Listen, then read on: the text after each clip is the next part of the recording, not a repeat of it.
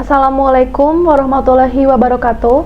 Shalom, Om Swastiastu, Namo Buddhaya dan salam kebajikan. Perkenalkan, nama saya Alma Aulia dengan NPM 217052995. Saya adalah mahasiswa semester 1 Fakultas Vokasi, Keselamatan dan Kesehatan Kerja kelas A4. Pada kesempatan Safety Talk kali ini, saya akan membawakan tema sekolah dan bekerja di era pandemi COVID-19. Seperti yang kita ketahui bersama, pada awal tahun 2020, virus corona telah menyebar sampai ke Indonesia, bahkan hampir seluruh negara di berbagai penjuru dunia. Untuk informasi, virus corona atau patogen dan mikrobakterial lainnya itu tergolong ke dalam biological hazard atau bahaya biologis yang dapat mengancam kesehatan yang terutama dan juga keselamatan manusia. Virus corona adalah virus yang menyerang sistem pernafasan manusia di mana penderitanya itu bergejala demam, batuk, sakit tenggorokan, sesak nafas, bahkan ada beberapa kasus pasien COVID-19 yang merasakan nyeri otot, sakit kepala, diare, bahkan kehilangan indera penciuman dan perasa. Oleh karena itu, kita harus menjaga keselamatan dan kesehatan diri kita agar tidak tertular virus COVID-19. Karena jika kita tertular virus COVID-19, maka kualitas kesehatan kita akan menurun dan produktivitas keseharian juga akan terganggu. Untuk penularan COVID-19 sendiri sangat berpotensi di tempat-tempat yang menimbulkan keramaian. Saya mengambil contoh sekolah dan juga kantor. Yang pertama, saya akan membahas sekolah. Sekolah tatap muka itu sedang ramai diperbincangkan karena banyak menimbulkan pro dan juga kontra. Tapi perlu kita ketahui bahwa pihak sekolah itu harus menyediakan fasilitas kesehatan untuk murid-muridnya, dan juga tenaga pengajar harus mengajarkan dan mengedukasi murid-murid agar mengerti tentang pentingnya kesehatan dan keselamatan diri kita dan juga bahayanya virus COVID-19.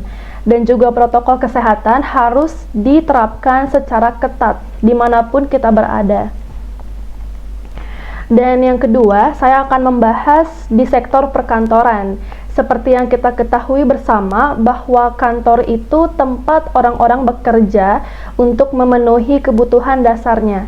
Karena manusia itu perlu bekerja untuk menafkahi keluarganya, kan? Berdasarkan data di tahun 2014, penularan penyakit akibat kerja itu lebih tinggi daripada kecelakaan di tempat kerja. Karena tempat kerja itu tempat berkumpulnya dan berinteraksinya orang-orang, ya.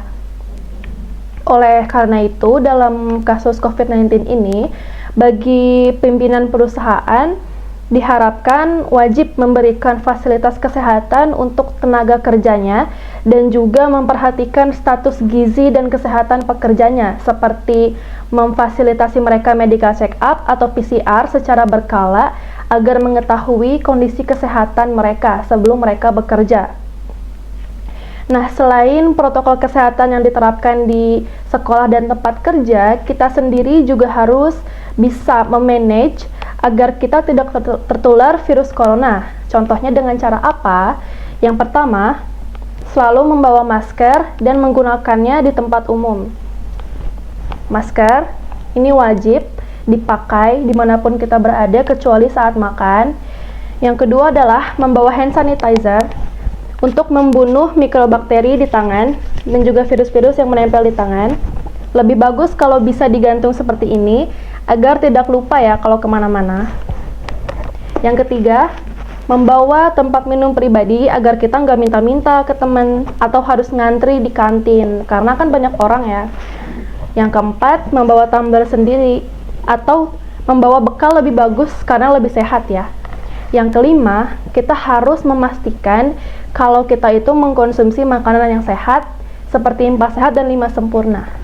Yang keenam, kita bisa juga mengkonsumsi suplemen yang menunjang kesehatan seperti vitamin C dan juga vitamin-vitamin lainnya agar kita tetap kebal terhadap virus dan juga penyakit ya, seperti itu.